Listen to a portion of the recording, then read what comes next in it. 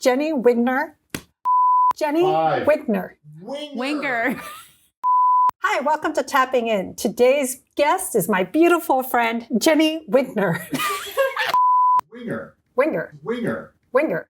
Winner. Winger. Winger. Winger. That'll Winger. be easy, right? Hey, welcome to Tapping In. I have my beautiful girlfriend here today, Jenny.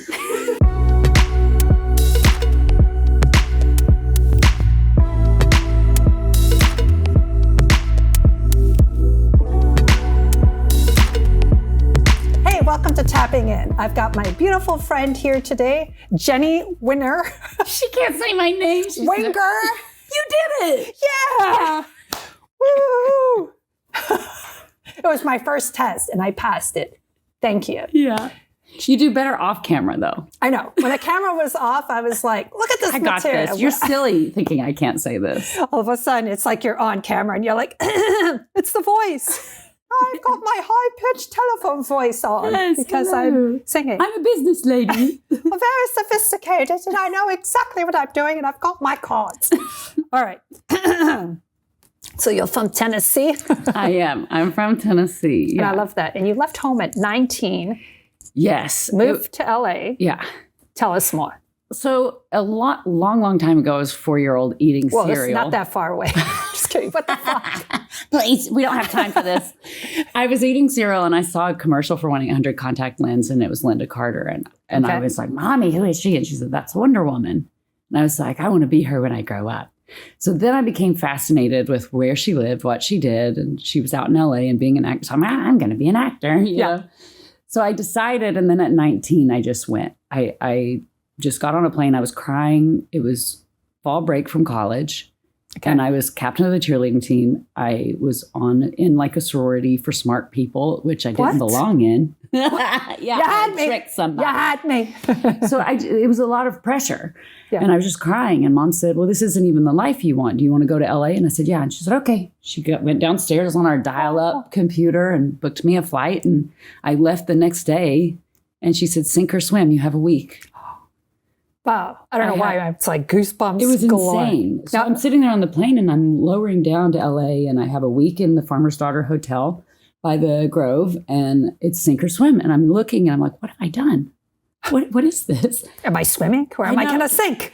So I went immediately and got the first job. I promised I'd take the first job I got. So I went to Chuck E. Cheese and I was doing Excuse me? birthday parties. Okay. I'm like, But then I went to the Man's Chinese Theater and I was looking at it and there were all these characters out on the boulevard. Oh, yeah. And I was like, oh, that's interesting. I'm going to go in and apply to be like a host at the Oscars, like someone who takes people to their seats, Right. you know. So I'm going up to file that application and Superman comes up to me and he goes, Diana. And Wonder Woman was the thing. since Yeah, I was that 4. was- So I go, Kal-El. So I knew his Superman name. And he was like, do you have your uniform? And I said, I do. He goes, can you be out here Saturday, 10 a.m.? oh and my I go, gosh. yeah. Do I need a permit? He goes, no. Not in Come LA. uniform. So I came out as Wonder Woman and I kind of got to live my dream. I wish I would have been more specific when I was Yeah. manifesting I know. that when I was a kid. Like, Yeah. I didn't want to be the crazy street version of it. Yeah. you know? Take a picture with me for $14. You can take your picture with me. Yeah. So then I started doing birthday parties and then I started going to the children's hospital. I'm sure the dads Started love doing that. Blood drive. Yeah. You show up at the birthday party looking all hot. And they're like, all the dads are like, I'm going to need her for my kid's next birthday party. Yeah. Like, I'm really, really busy. Yeah, and bartending children's parties too, like serving Shirley Temples. And then Morgan Spurlock became fascinated with us out on the boulevard and did Confessions of a Superhero based That's on pretty us cool. out there on the street. And then the producers of My Name is Earl called me and they were like, we want you on the show. Come in and do a little read for us. And I went in and that was the first thing I booked. But on the topic of manifestation, Yes. I was with like a modeling agency that put like hot girls in TV scenes. And I Okay. was scheduled to go to Mad TV and comedy was always like my dream, right? Yeah. So I'm like, I'm getting a line tomorrow. I'm going to be like a model in the background, but I'm getting a line. A line in the show In the or show. cocaine. I just want to be clear. You know, we got to be clear about these things in LA. You're talking about manifestation, and I know Yeah. that's what the topic is today. Yeah. It's about manifestation and how good she is at it. I'm very good I just at it. wanted to be clear. So my friends, they're like, do you want to come out tonight for drinks? I'm like, no, I'm working on Mad TV tomorrow. Yeah. And they said, oh, do you have a line? And I said, yeah, I do. They were like, really? And I said, yeah, I got a speaking part. So I'll be speaking on Mad TV tomorrow. So I got to get my rest. So I got in bed early and I went to bed and I told myself, okay, you're going to be speaking tomorrow on Mad TV. Woke up, doing my makeup, better do really good, better pick an outfit that doesn't strobe on camera because I'm going to be speaking today. I go, I'm sitting as the model, nothing. And I'm like, okay, the director's going to see me and know I'm supposed to talk. Look at this makeup. I did extra. I did extra. So Michael McDonald, who I love, is the director. Okay. And he comes over, he goes, hey, take this dollar up. And it was to Key and Peele. Yeah. You know, he said, take this dollar up and put it in the tip drawer and say, thank you, here's your tip. And I go, oh, okay, sure. I could do that. And so then I went and I did it and the live audience was there and it was this rush of things. And I was like, I did this. Yes. I made this happen. Boom. I love that about you. Now, I don't want to brag, but this girl, talk about manifestations. Yeah. How did you manifest one of the hottest men in Hollywood to be your husband? I don't know if you guys know, but Casper Van Dien, he's like a hottie McHottie. Like anytime you watched him. Troopers hunk. Yeah. Or anytime you saw him, you were like, who is this guy? Looking? Yeah. How is that possible? It's true, right? Like, yeah. So how did you manifest a great relationship? Yeah. I was doing stand-up in LA. Oh. And I booked a movie for Sci-Fi Channel. And it was the first time I wasn't going to be the girl with the big boobs running from the monster. I don't think I've ever seen you in anything else. Really? Yeah, that's most of Wait a second. It's most of my resume. So I booked the Mad Scientist. And I was like, oh my God, I can't wait. I'm finally going to get to like sink my teeth in something and be weird. It's going to be so great. So it's filming in the Dominican Republic. They call me 2 weeks before I'm supposed to go. And they say, hey, we got good news and bad news. What do you want first? I said, give me the bad news first, or the good news first so the bad news doesn't hurt so bad. They said, okay, Casper Van Dien is going to play the lead in our film. Oh. And I was like, oh my gosh, that's so cool. Yeah, I know. What's the bad news? His wife wants your part. Oh. And I went, I'm going to be the boob girl. I'm going to be his wife. I said, we still want you in the movie, but we're writing you another part. And I'm going to be the boob girl, running from the monster, getting killed. Yes, check. That's exactly what it was.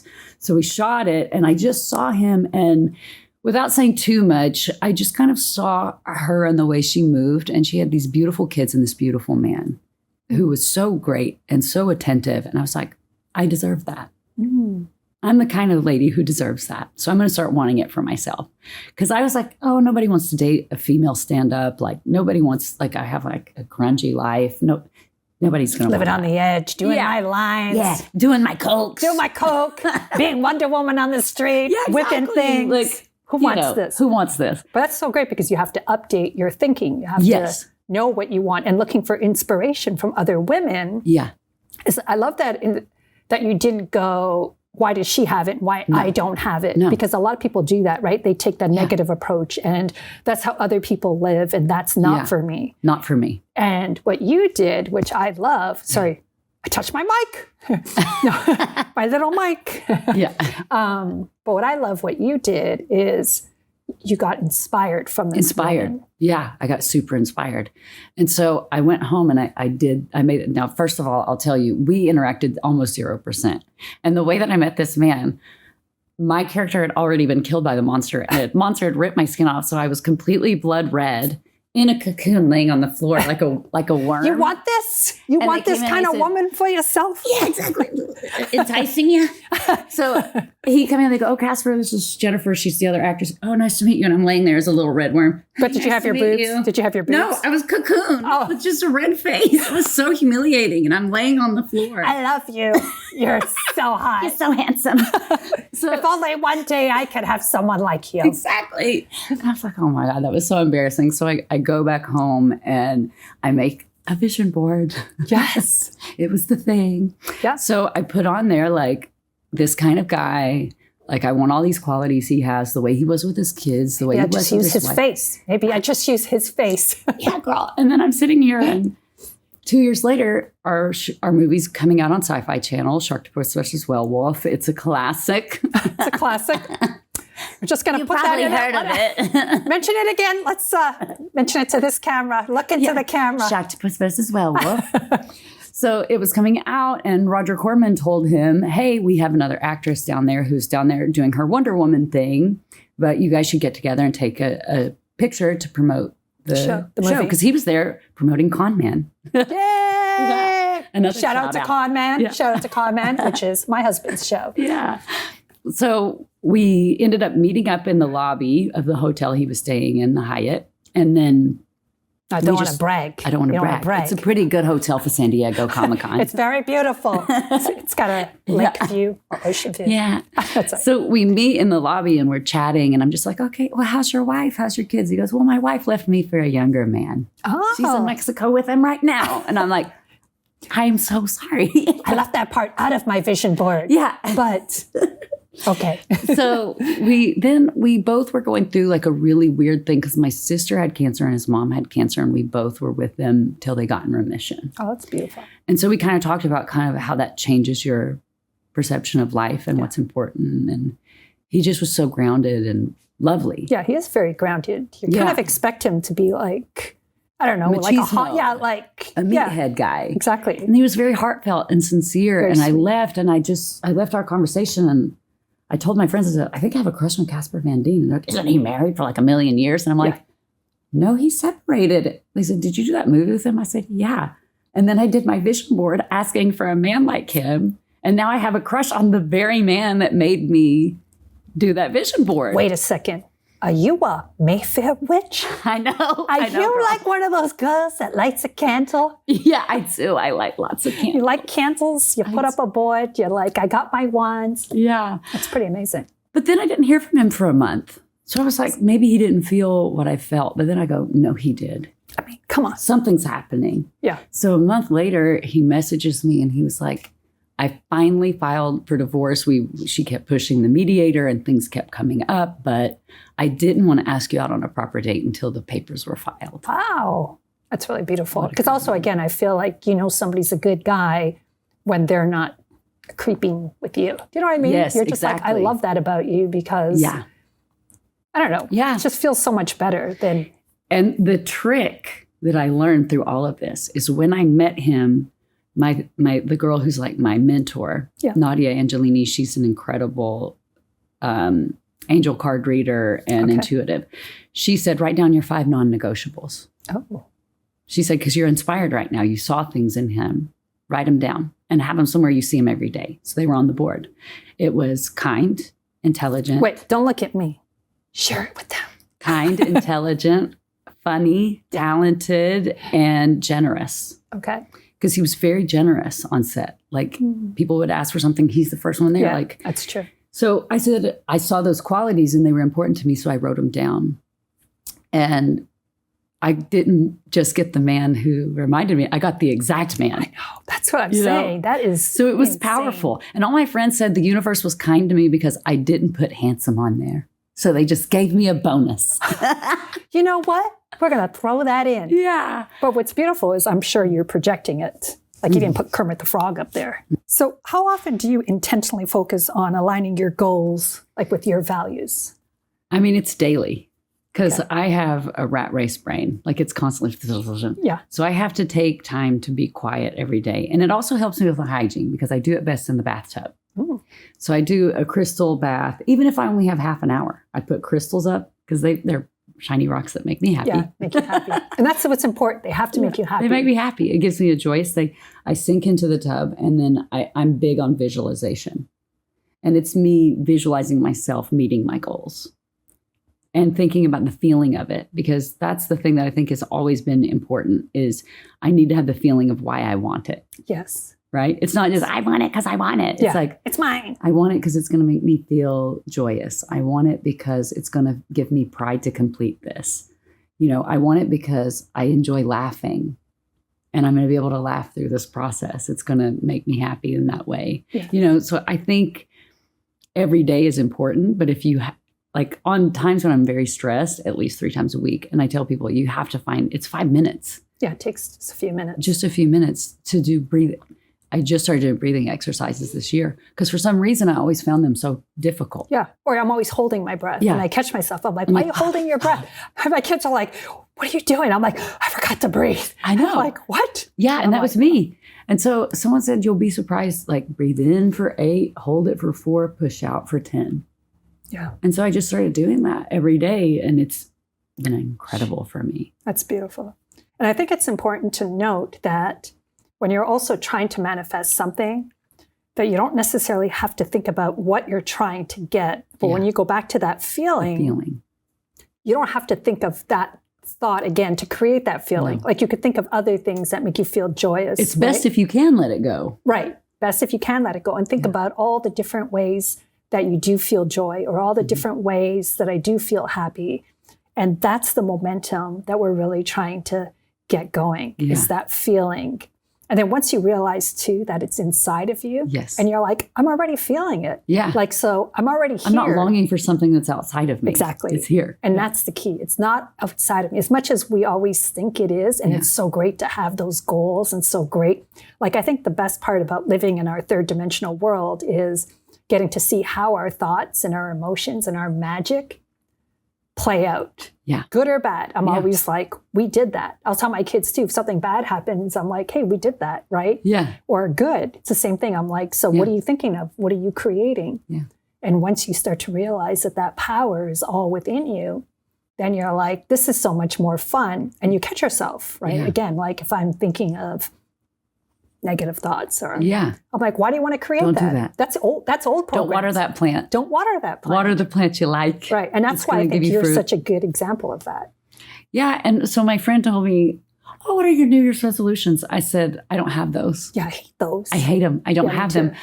And he says, well, what do you want to go differently this year? I said, nothing. Right. He's like, what do you mean? I said, I loved last year. I loved how I felt. I was joyous and I just want that to continue. Yeah.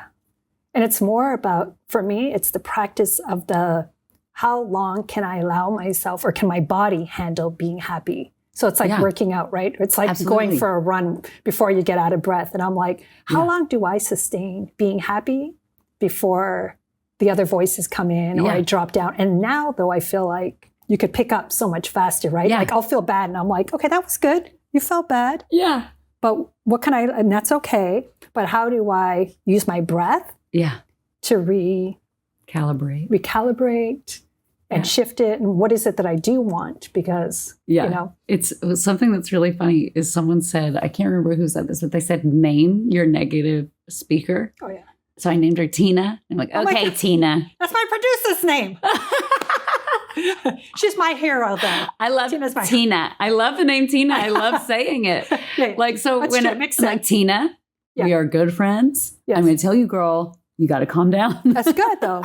That's really good. Yeah. So it kind of makes it funny and it makes you start laughing and you're not upset anymore. Yeah, it's true. So when I'm like, oh my God, you haven't talked to Heather. Oh, yeah. You guys were best friends in college and you guys haven't talked in a while. Maybe she doesn't love you anymore. I'm like, Tina, slow down. And Heather are always good. Yeah, slow down.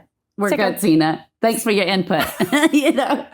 So, I'll tell you, that's really, really, really good. So what is something else that you think is important for manifesting?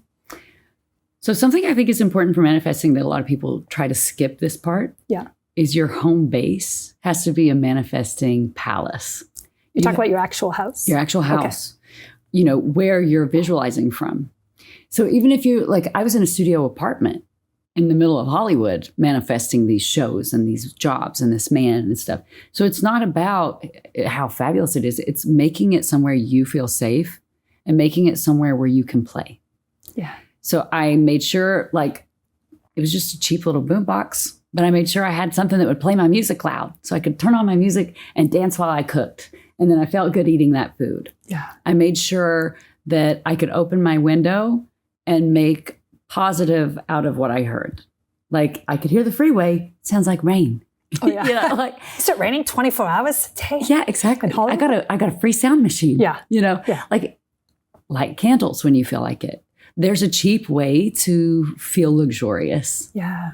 If you could give your younger self one piece of advice, what would that be?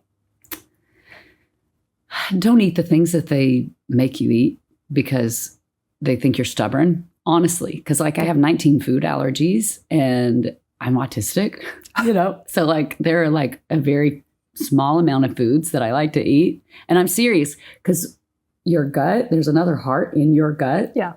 And that's where so much of your system is ran. And I let them trash it my whole life. And it took so much rehabilitation. When I was 20, I went vegan. I went to a holistic doctor. I found out about all my allergies, and it helped my brain function. Wow. It helped my energy levels. And my body wasn't focused on fighting inflammation anymore. So I was able to tap into power and my divine feminine. I wasn't sitting there going, why does my belly hurt? I can't focus on anything. I got a stomach ache. I got to go to the bathroom again. So honestly, I think that really, I know people say these big, beautiful things. Oh, I would tell her, believe in yourself. But it's like, no, don't eat the shit that hurts you. That's beautiful. I almost feel like I have to have you on the show for a whole episode just on food and allergies and respecting your own body, what that means and how and your constitutions are different than anyone else's. So what works for somebody else isn't going to work for me. Yeah, that's so important for us to learn. Because we're all, especially with, I think, TikTok, right? And Instagram, all social media. Yeah. It's just like, oh, if that works for them, whether it's food or creams or whatever it is. Whatever it is. You think, oh, it's going to change it. It's going to be better now. I'm finally going to be the person I was meant to be. Yeah. But that's what I think is great about tapping in, because tapping in is all about having beautiful guests like Jenny. We're not going to say her last name. No. W, call it Winger. Wengla. Because tapping in is all about you finding your unique way that you tap into that inner guidance.